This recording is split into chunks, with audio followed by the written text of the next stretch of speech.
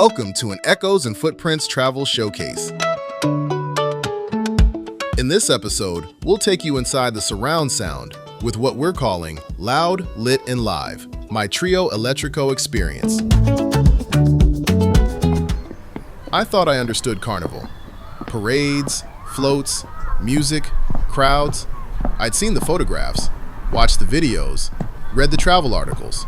I thought I knew what I was about to experience. I didn't.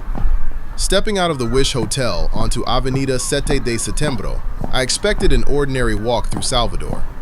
Instead, I walked straight into the path of a passing Trio Elétrico. There was no warning, no grand entrance, no countdown. One moment I was leaving the hotel, the next, I was standing inside one of the world's great musical experiences.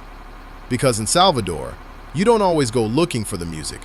Sometimes, the music comes looking for you.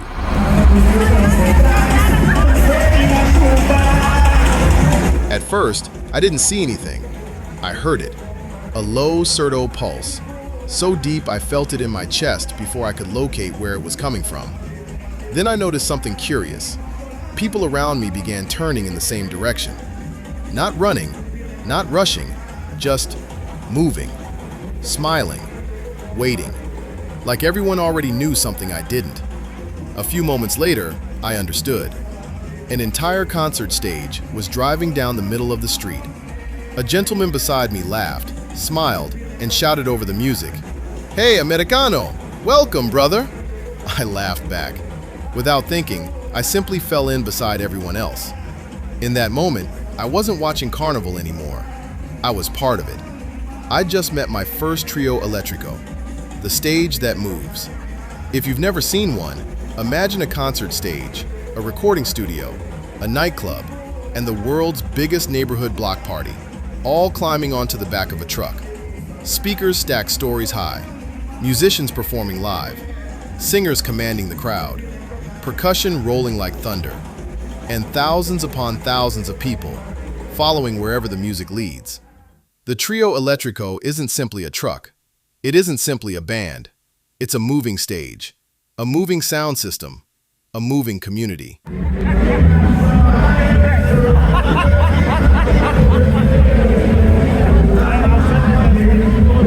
Instead of asking people to come to the performance comes to them. The city itself becomes the venue, inside the surround sound. The first thing that surprised me wasn't how loud it was. It was how alive it felt. Photographs flatten it, videos shrink it. Standing beside it, you don't simply hear the speakers. You live inside them. The bass travels through the pavement. The surdo drums don't just keep time. They seem to regulate the heartbeat of the entire avenue. I found myself watching the people more than the performers. Nobody was standing still. Some danced, some sang, some simply walked. But everyone was moving inside the same pulse.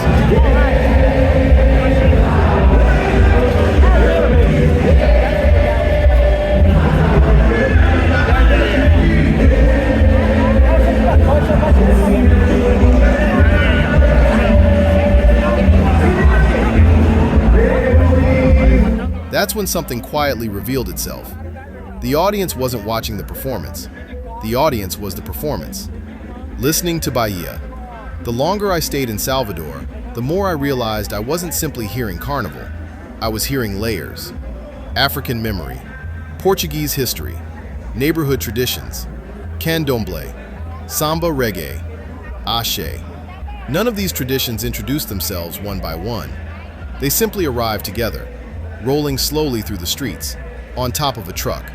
I remember glancing down at the pavement.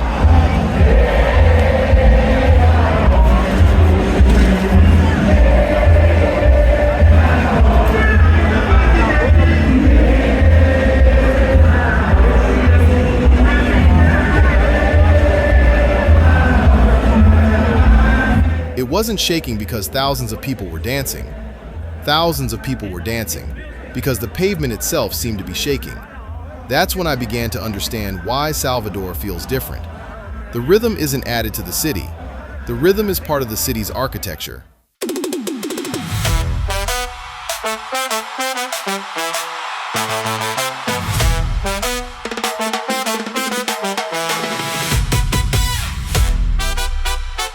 Standing there, I realized something remarkable. Nobody had a bad seat. The stage came to everyone. Young, old, local, visitor, rich, poor. For a little while, everyone belonged to the same moving rhythm. Even now, when I hear recordings from Salvador, I don't remember the songs first. I remember the feeling. A city, moving together. A stage, rolling slowly toward the ocean. Thousands of strangers, becoming one procession. Long after the music faded, that's what stayed with me. Not simply what I heard, but what I experienced. Because the Trio Elétrico isn't just a moving stage. It's one of those rare places where a city briefly reveals how it sees itself. And if you're fortunate enough to be standing there when it passes, you don't simply watch Carnival.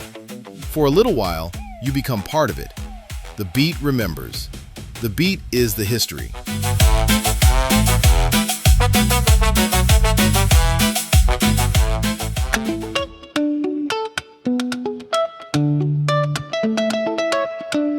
Thanks for listening to this travel showcase.